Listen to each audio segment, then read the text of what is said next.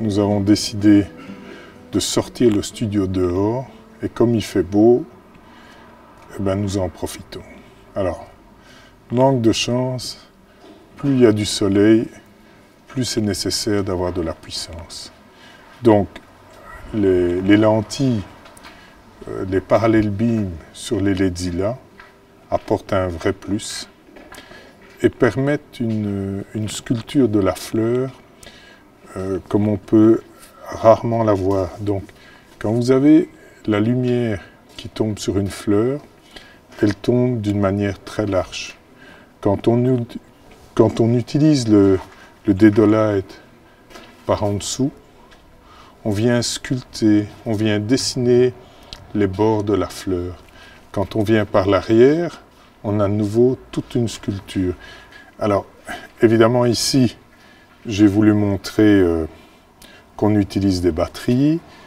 Et ici, on a la moitié du système sur batterie et le reste sur secteur. On a dû tirer un câble d'une 15aine de mètres. Mais j'aurais pu tous les mettre sur batterie et aucun problème. Ah ouais. Voilà.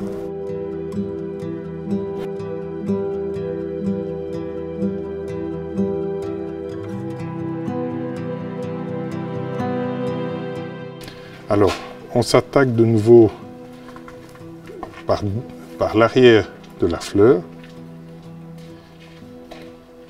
Toujours le même système. Je coupe la lumière avec ma main. Et je vois vraiment l'effet.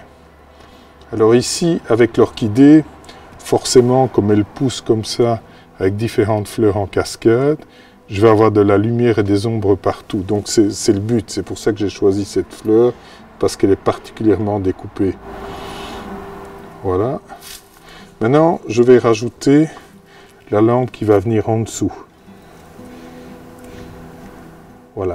Et là, ben, je vais rajouter un multimiroir, un efflect, et je vais rajouter un doré. Je pourrais aussi bien prendre un argenté, parce que je peux aller encore plus chaud, puisque c'est déjà...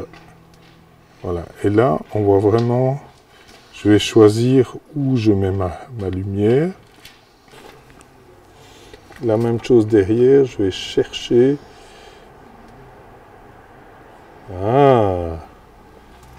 Et là, je commence à voir quelque chose de plus sympathique.